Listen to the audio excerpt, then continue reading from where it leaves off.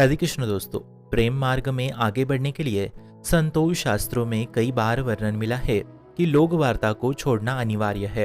परंतु यदि हमारे घर या गृहस्थ जीवन में अतिथि और परिजन होते ही है तो वो परनिंदा करे जिससे आपके भजन में अवरोध आए तो तत्काल हमें उस बात को विरोध कर देना चाहिए। जे ही कोई किसी की निंदा करे तो तत्काल राधा राधा राधा रटना मन में ही शुरू करे तथा उनसे प्रार्थना करे कि किसी की निंदा की बात हमारे सामने ना करे, क्योंकि हम प्रभु के शरणागत हैं।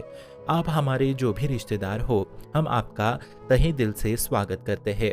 लेकिन आप संतों के विषय, भक्तों के विषय, वैष्णवों के विषय, प्रभु के विषय या किसी के भी विषय में निंदा ना करें, अन्यथा हम ये नहीं सह पाएंगे कि आप हमारे कोई निजजन है। तो देखो, अगर वो नाराज हो जाएंगे ना तो स्वयं ठाकुर जी आपके रिश्तेदार बन के आ जाएंगे। प्रभु आपको सुख पहुंचाने हेतु पधारेंगे। विश्वास कीजिए, यदि आप प्रभु के लिए ऐसा करेंगे तो प्रभु आपसे कितना प्यार करेंगे ये आप खुद देख लेंगे। आइए आपको हम एक उदाहरण बता दें महात्मा लालाचार्य जी का। उनको उनके गुरुजन ने आदेश किया कि वैष्णव जनों को मेरे से बढ़कर आदर प्रेम करना चाहिए। तो लालाचार्य जी ने कहा, हम आपसे बढ़कर किसी और को प्रेम नहीं दे सकते, आपसे बढ़कर हम किसी की भावना नहीं कर सकते। तो गुरु ने कहा, अपने भाई जैसा तो प्यार कर ही सकते हो ना उनसे। फिर लाला जी बोले, वचन देता हूँ भाई समान हर एक वैष्णव होंगे। अब कालांतर में वो हर वैष्णव को अपने भाई जैसा आदर प्रेम देता। परंतु एक बार एक वैष्णव की पत्नी पे उनकी गलत टिप्पणी हो गई। ये बात चारों तरफ फैल गई। फिर लालाचार्य जी ने एक दिन संतों का भंडारा रखा, परंतु संतों ब्राह्मणों ने उसे शूद्र जाति का कहकर उसके यहाँ जाने से इनकार कर दिया। फिर लाला जी बहुत उदास हुए, रो पड़े। प्रभु के समक्ष जाके कहने लगे कि आपके सामने भी कोई जाति पाति देखी जाती है क्या?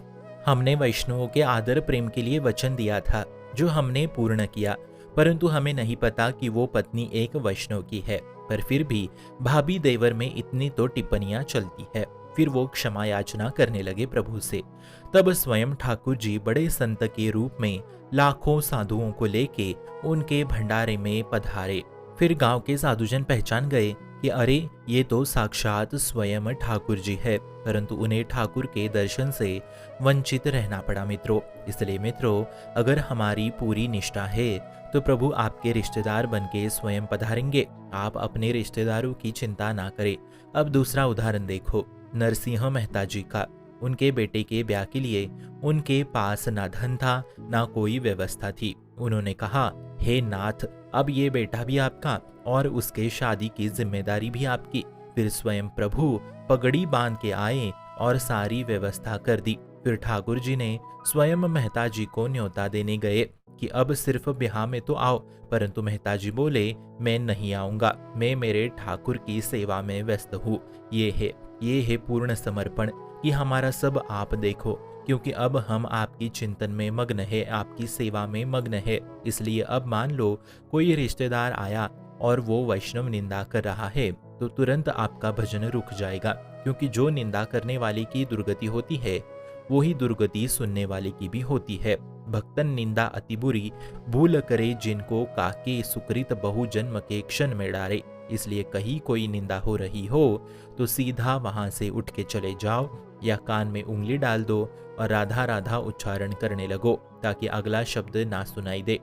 संत सम श्रीपद अपवादा, कही सुनी कहाँ समर्प ज्यादा, काटी जीभता शुभ जाई, श्रवण मुंद जते पराई। कभी भी संत वैष्णव प्रभु शास्त्र की निंदा भूलकर भी ना सुने, तुरंत वहां से हट जाए। नाम जप करते करते फिर उसके बाद उनसे दूरी ही बना के रखे। ये निष्ठा होनी चाहिए, डरना नहीं चाहिए, घबराना नहीं चाहिए। कोई मनुष्य रिश्तेदारी हरि से बढ़कर नहीं है।